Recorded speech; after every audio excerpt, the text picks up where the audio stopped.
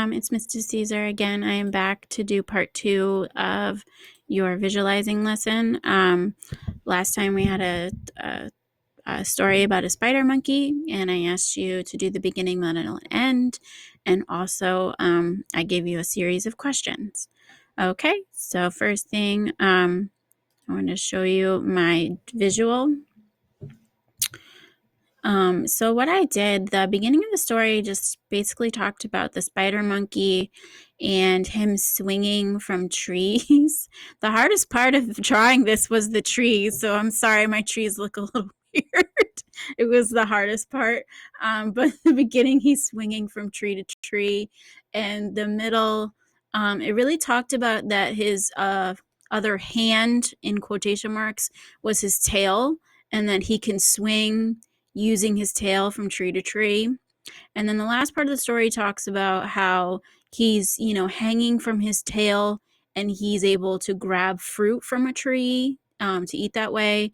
Or, so again, swinging, or he can either also use his tail to grab fruit, which is kind of neat. And then I wrote on the back, I said, the beginning, a spider monkey swings from branch to branch in the rainforest. Real simple. Middle, he can also use his tail to swing from branch to branch. And then the end, he can use his tail to pick fruit or hang from a branch near his food. Okay, so going back to the slides.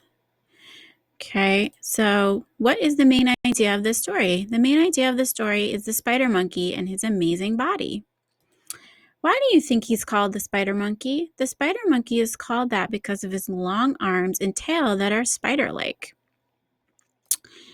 Why do you think it's good for him to have so many hands? And as you saw, the hands was in quotation marks because his tail is considered to be another hand for him.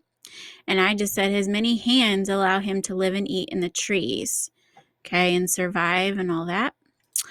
And how does his tail act like a hand? His tail is like a hand because he can swing from it, and that allows him to grab his food. Okay. And last but not least, we've been working on a writing, and I sent in your packets some hamburger graphic organizers, so you can use those, or you can just use, your white paper or on a computer, however you want to do it. So I gave you a prompt. I say, what is something about your body that is amazing? Or what is an activity that you do to keep your body healthy? Write a topic sentence, 3 juicy details, and a conclusion. Look at my example. I said, one of the amazing things about my body is that I am able to run every day. I usually run in the morning before it gets too hot. I put my headphones on and listen to a podcast. I run around my neighborhood, and I am really enjoying getting fresh air every day. As you can see, I love to run and get exercise. So as you see, I color-coded it with the topic sentence in red, juicy details in blue, and the conclusion in purple. You can, if you have a computer, you can do the exact same thing. All I did was highlight it and then just change the font color. You could also use colored pencils and write your topic sentence with a red colored pencil. You could also underline it using crayons or colored pencils if you want to make sure that your paragraphs are perfect.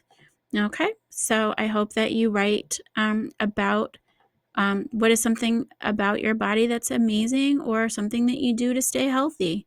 All right, have a good